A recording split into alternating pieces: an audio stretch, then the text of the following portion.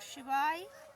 এই জবা গাছে এই লিলি বার্ডস বা সাদা ছত্রাক এগুলো মোটে ছাড়ানোই যায় না। যতই চেষ্টা করো, যতই যা রকমের ওষুধ ব্যবহার করো না কেন, মোটে ছাড়তেই চায় না। এই যে, আর এটা জবা গাছেই বেশি হয়।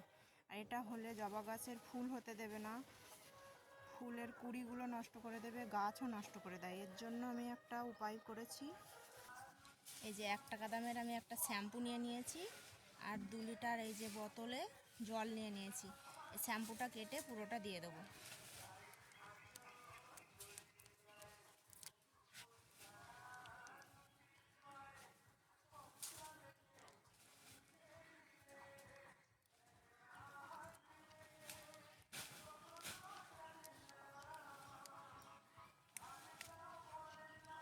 দিয়ে দিয়েছি, এবার ভালো করে আমি গুলিয়ে নেব।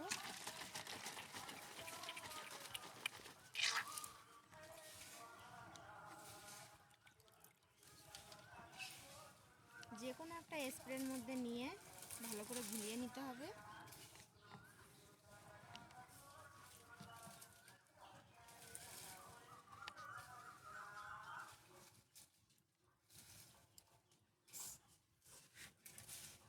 এর মধ্যে শ্যাম্পু দিয়ে আমি ভালো করে গুলিয়ে নিয়েছি।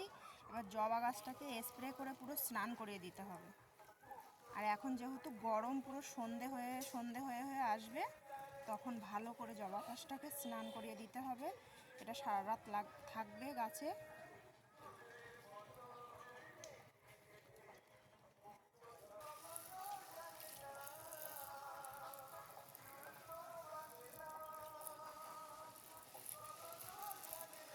সপ্তাহে 2 দিন করলে আস্তে আস্তে এই লিলি বার্ডসগুলো ছাড়িয়ে যাবে, বা সাদা ছত্রাক।